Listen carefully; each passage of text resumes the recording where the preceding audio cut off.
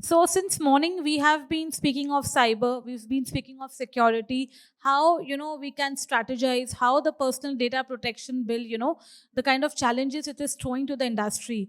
So, one thing I would want to say that we as insurers have two challenges.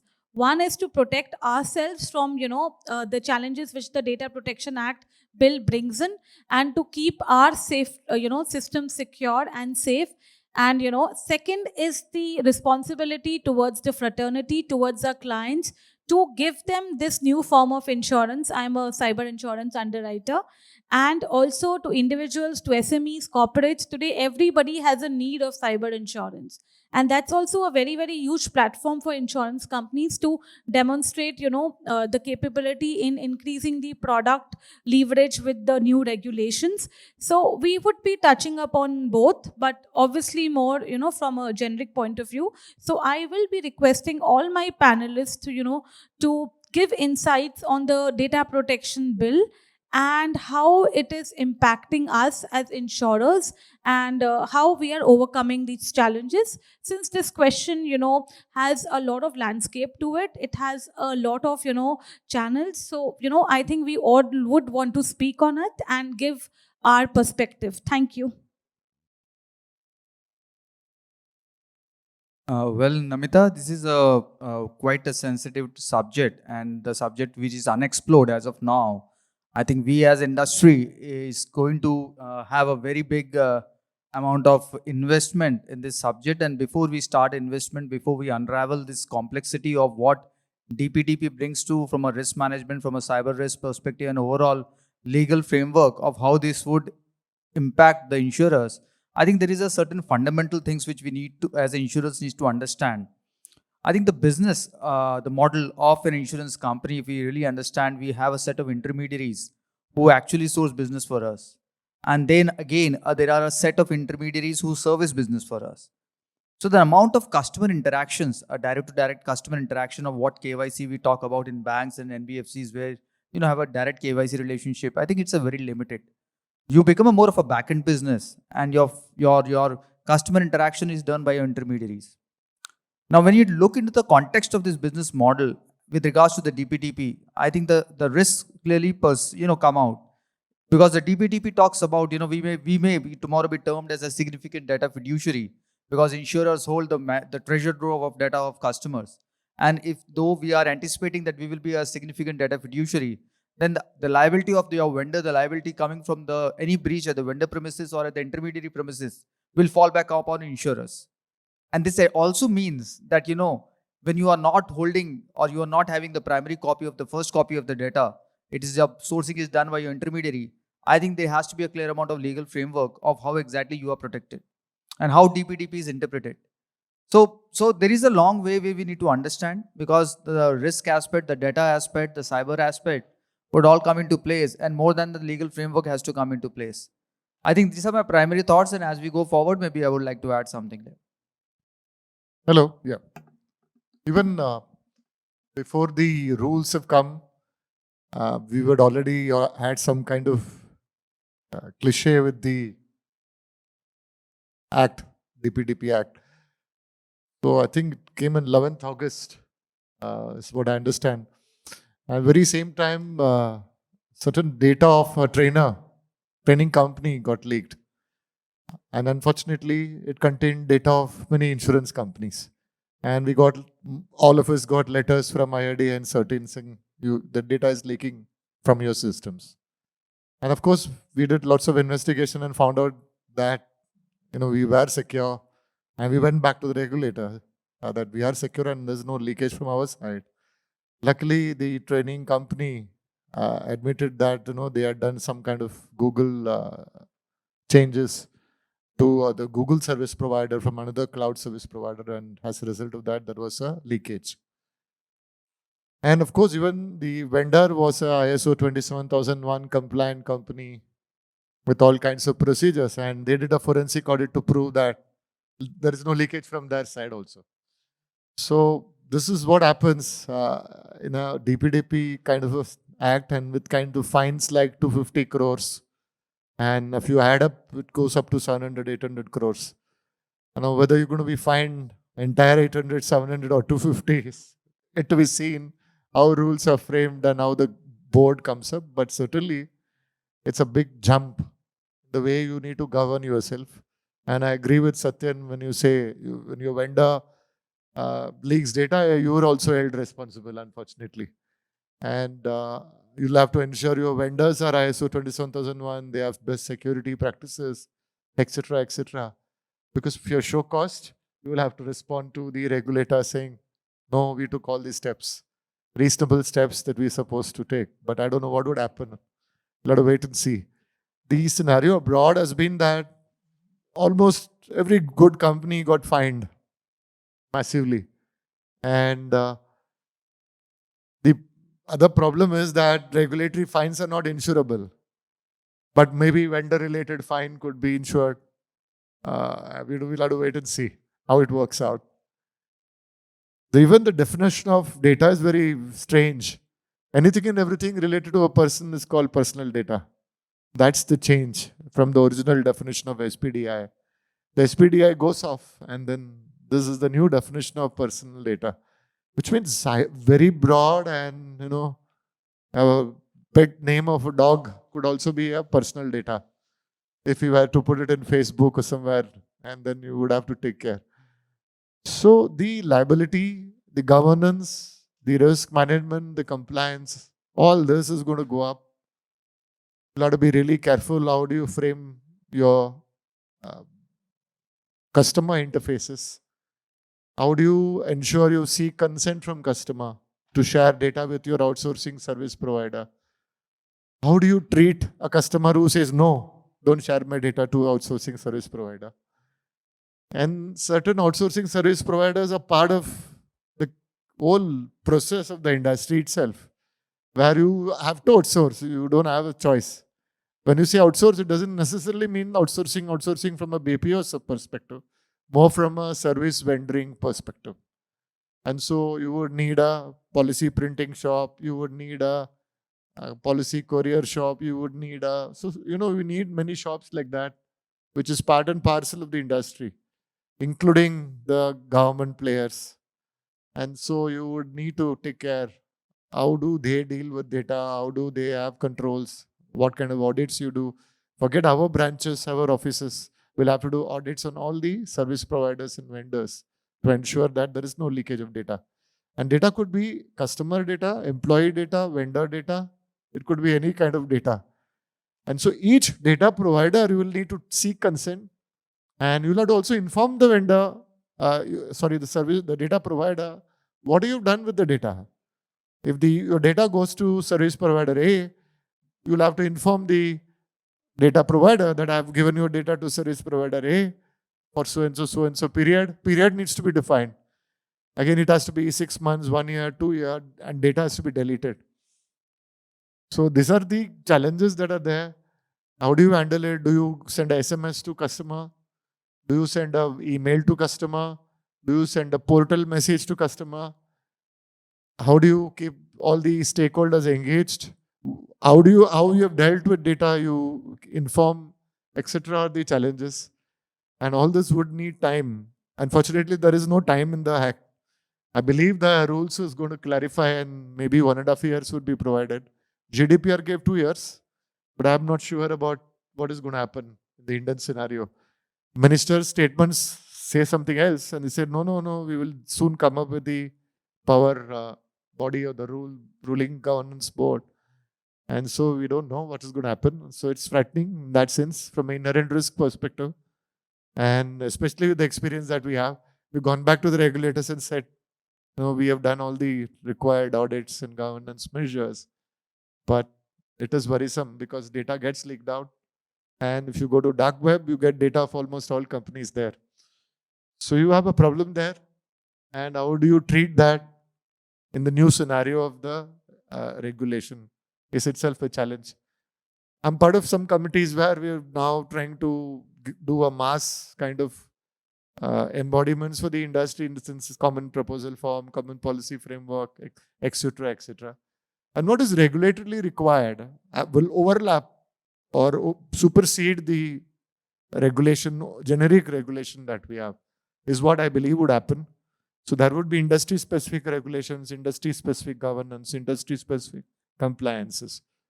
But it's got to be interesting how courts handle all this. We'll have to wait and see. Hello everyone. So I will not take much time. So this DPDP Act came 11th of August 2023. So it is for the first, it has not been amended. It is the first time we are having a Data Protection Act in India, right? So meaning thereby prior to that, there was no data protection guidelines. What's your opinion? So it is not like that.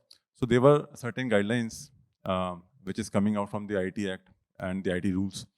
And see, this DPDP Act is open for interpretation, right? Like for example, let's say the person who gives the data becomes the data principal as per the Act. The person who possesses the data becomes the data fiduciary, right? Now, when we say customer approached to the intermediary, and from intermediary it has come to us. Now, who is the fiduciary? Who is the data principal? It is open for the interpretation. It is like half glass empty, half glass full, right?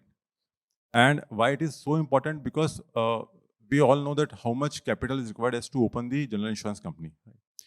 The penalties kept as 250 crores up to in this act. So it is very, very important, right? And we are open for the, when the committee has been framed by the IRDA, and we are open for the discussion as well when rules comes, and when they always seeks the inputs from the insurance companies as to what rules should be framed, how rules should be framed. So we are willing forward to give our insight as to how to protect the interests of the insurance company and as well as the customers. Thank you.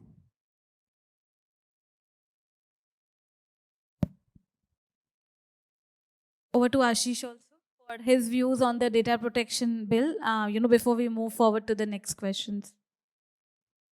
Just keep it short. So in terms of like data protection bill that has come out now, but what exactly is required to be done out of it, that is not clear as of now. It's like most of the things, like you have to, as rightly said, that it is up to the interpretation of the industry that they read it and then define their policy. But what are the like requirements exactly needed by the government to ensure that okay, you have to meet those compliances and act on it? So that has to be clarified, which is still an open area. Thanks a lot, everyone, for summing it up. And before we move to the next question, I think the points that we all have touched upon, that who's the fiduciary, because it's our vendors and sub vendors who are also maintaining the data. We are keeping the data on the cloud.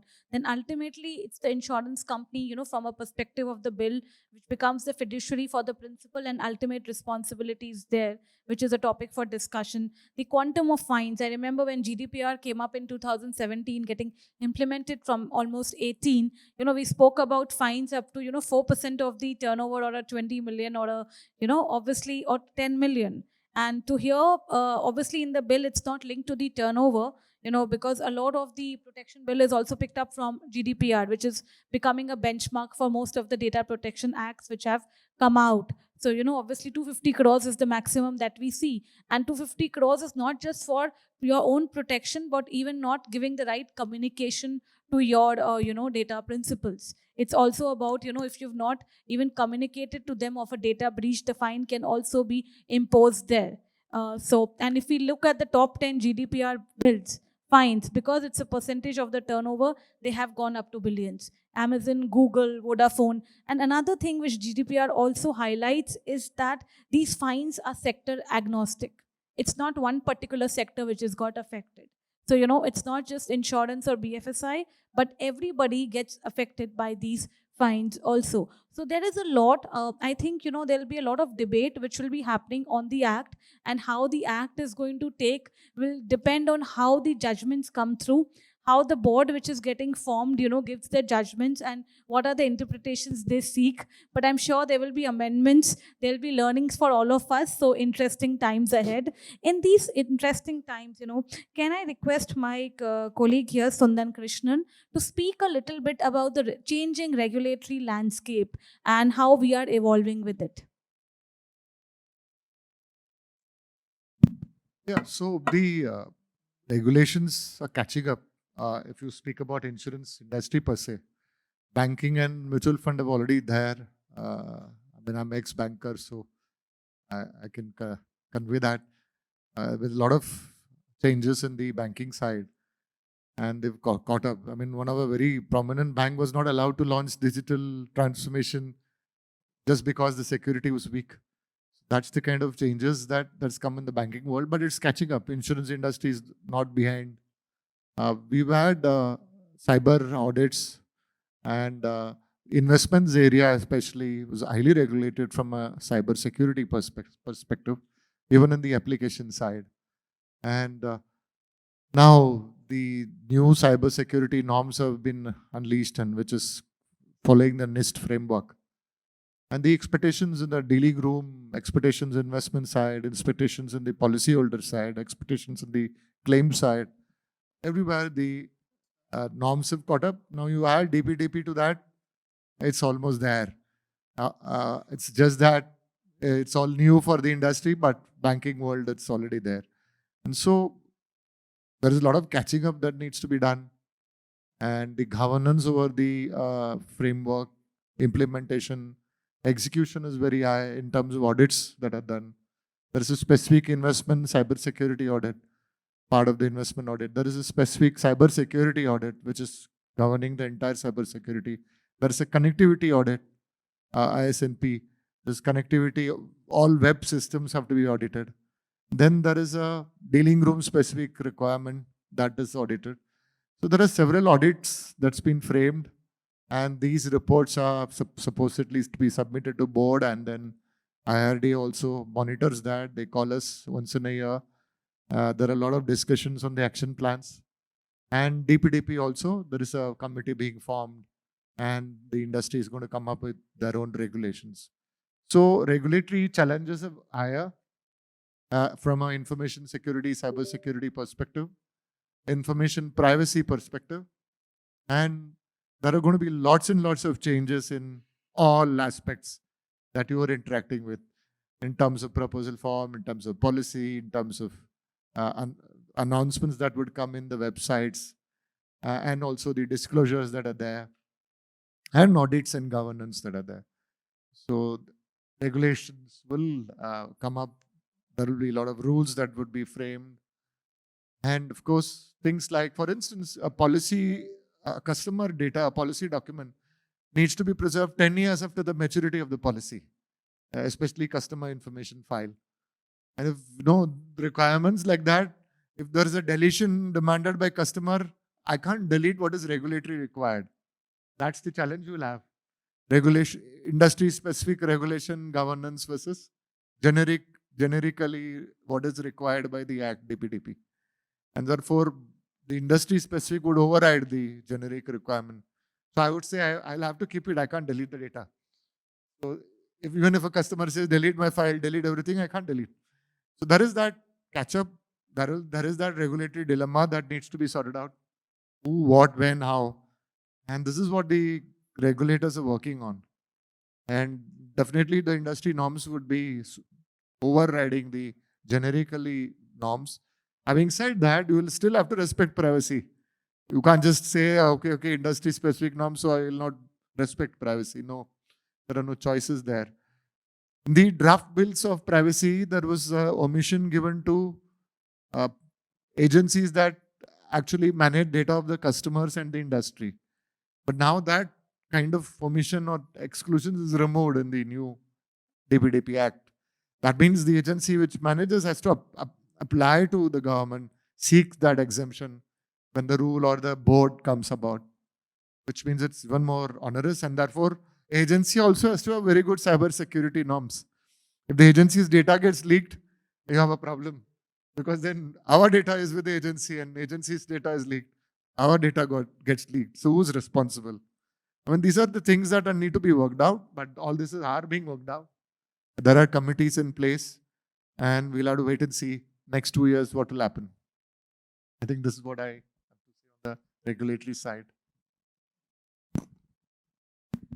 Thanks a lot. And I think that was a very, very good summation on, what's all happening on the regulatory landscape. And coming from regulations is that whenever multiple regulations are there, one can step into the other. So Right to Information Act. So I would request my co-panelist Karan Purohit to throw light on how Right to Information Act will correspond with the new act, the Personal Data Protection Bill, and how both of them will go either parallel or one can overcome the other. But we also need to understand that there is a framework in mind, and how will a new framework coexist, or it can even go take a step ahead of the new or the old regulations. Over to you, Karan.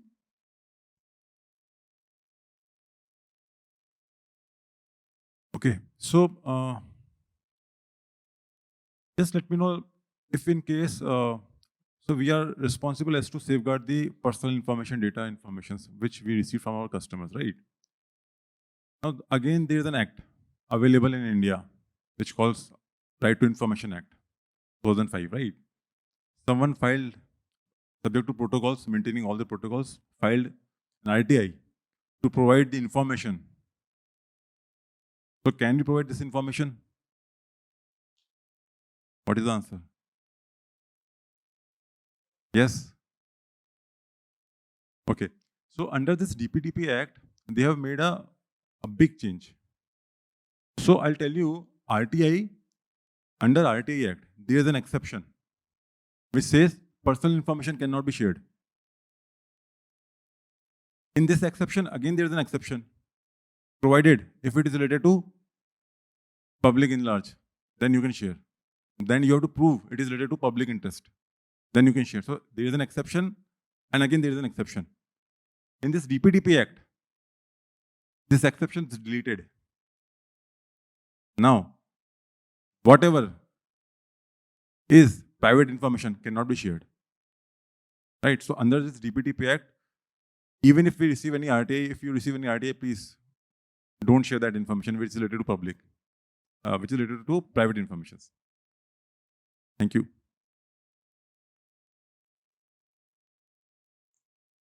Two things which I would want to touch upon from the data protection bill is, when it also speaks about consent, that, you need to take the consent before collecting information, and, legitimate purpose. There are certain, places where you cannot take the consent. For example, you go to a medical shop and you tell them that, you want to buy a medicine, and you have to give the records. So, that's made as legitimate purpose, which, our, co-panelist was also trying to speak on, and also in the end, they also have exceptions. Now a lot of critics are also talking about the exceptions, because there are a lot of data which can be required by legal judiciary, they can be required by police, or they can be required to even provide benefits to us, for example a maternity benefit. In such cases, both legitimate use and the consent won't work, so those become exceptions. So obviously, there are three ways in which the data will be collected: consent, legitimate use, and the exceptions. Now, these also will go through change, with the way they will affect the other acts like RTI. Now, so obviously there was a traditional approach, how we've been managing the risk, and there's a change in the risk management approach also. That change in risk management approach and the paradigm, I'll request my colleague Ashish, to speak on it, my co-panelist, before we'll finally be concluding, with the last panelist of the day. Now, from the risk management point of view, like the traditional way where like most of us we're looking it as a checklist activity. Most of the time, like we do audits in our organization and we check whether the parameters are meeting. We take some sample systems and then validate that okay, things are in compliance. But whether everything is covered or not, we are not sure. Coming up with like this DPDP Act or like current landscape that we are observing, where like daily there are new and ever evolving cyber threats that we are facing. So from that perspective, now risk management has become a continuous exercise where you need to like not only look it from a checklist activity point of view, but you have to always look it as a continuous exercise from point of view. Like you have to continuously monitor all your information system that you are giving to your customers or your users or using internally, because nowadays most of the time when you are looking at from external perspective, insider threats has now become a bigger problem. Most of the cases or in the incident cases, you have understood that the breach actually has happened from inside, not from the outside. That also become a focus area. So this is my submission where like you need to look from risk management now as a continuous exercise, not a checklist exercise or from an audit perspective. Very good points, by Ashish. And so to conclude, I will request Satyanand, who will be now coming and, telling us as to how in this, what are the takeaways from a regulatory landscape point of view? And, how do you think, we should cross the bridge? As all of us are trying to cross this bridge, but, what can be the enablers, which can, from a point of view of being a risk officer or, looking at risk and I think the only thing about risk is change. No, risk is constant and every day the risk will change. So, some guiding steps in building that bridge. I would request Satyanand to, just brief us a little on it. Well, thanks. See, I think the topic in the was from a perspective of cyber and risk management. And again, when we have being we insurers, we definitely have a treasure trove of data of customers, and that's the nature of the business. And as I told, the structure and the design of the business is quite different from other, the financial peers, which are whether either you take an NBFC setup or at a bank, and we have the set of intermediaries, and we have so our risk management practices have to be more, I would say, progressive, and though being one of sister concerns, or we can say a similar financial services like BAMS or NBFCs, we always feel that our risk management processes and our risk management practices are not up to the mark of what banks and NBFCs have. But I think it's the other way around, because the type of responsibility we have, it has to be more progressive, and at many a times it is more progressive, because the type of vendors we operate, type of intermediaries we operate, and type of the data which is spilled over the attack surface becomes quite open. So it's a wide attack surface that is available for any perpetrator to attack on. And parallelly, when you have regulations in place, when you have fines with the DPDP and the type of regulatory impact this entire setup is exposed to, the entire responsibility becomes more pressing. And again, your initiatives and your practices has to be more pressing initiatives at the ground level itself.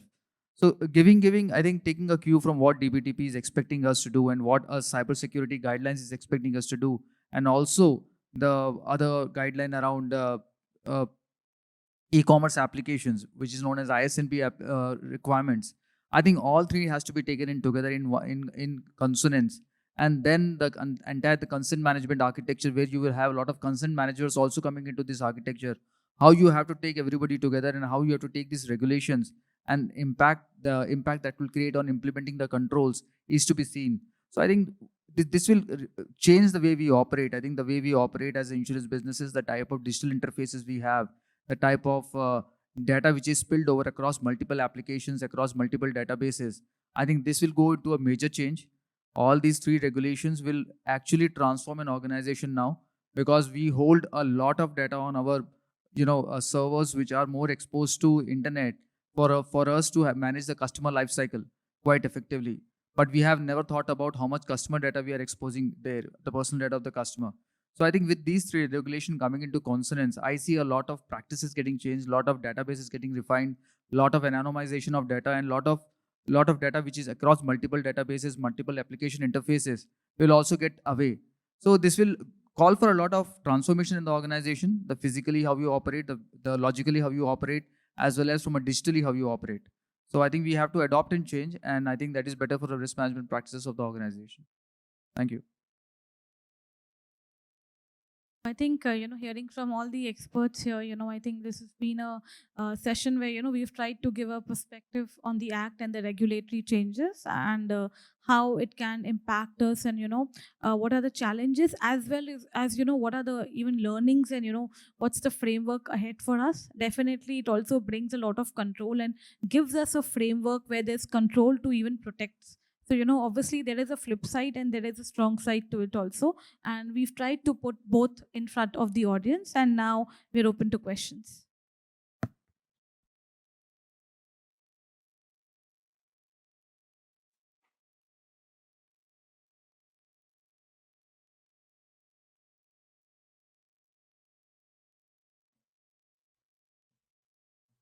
Can we have few questions? Yeah, we have one. Thank you everyone for sharing your insights. I think this is quite helpful for us to start with. My question would be a lot of things what we spoke about during the day, saying that we need to start fast, act fast, fail fast. A lot of times what we do is instead of building new systems in-house, which takes a lot of time, we actually outsource systems.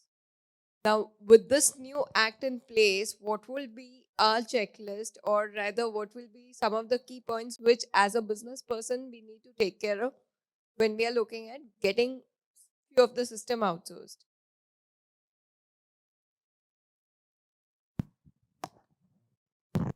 I think, first of all, we need to understand, your good name, ma'am? Jalpa. Jalpa. Ma'am, I think the first point we need to also consider that we are going to be a significant data fiduciaries.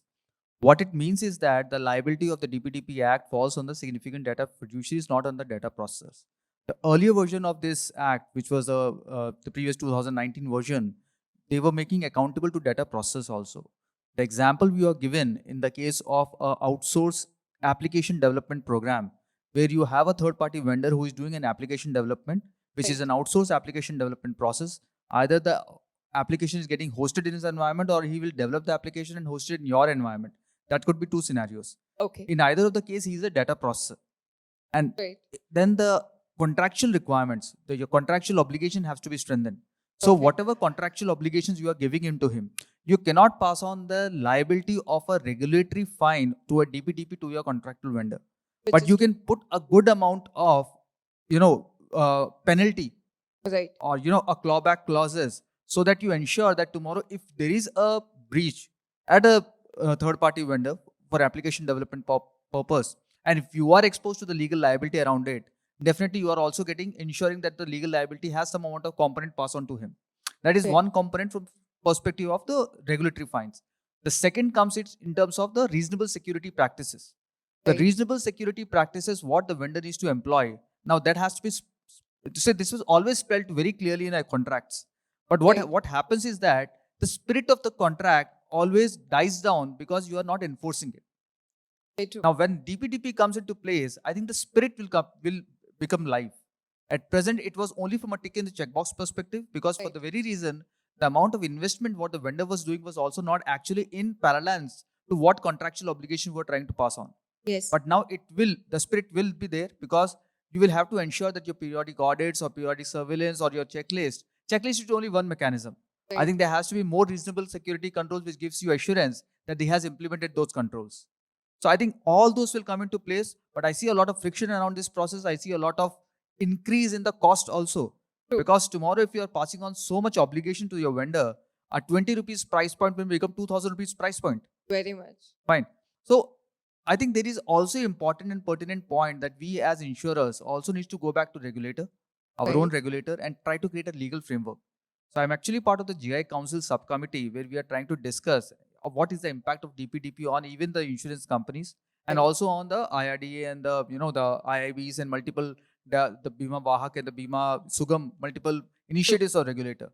So we are trying to create a legal framework around that. We are also trying to influence the regulator, saying that the insurers also have to be provided a legal framework around that. Because if tomorrow vendor is one aspect which can be handled, but what about intermediaries? They are also licensed authorities. Right. If you are not imposing those legal liability on the licensed authorities, then you cannot make significant data fiduciaries accountable. Because tomorrow Absolutely. liability falls on me. That's as insurers for all of us.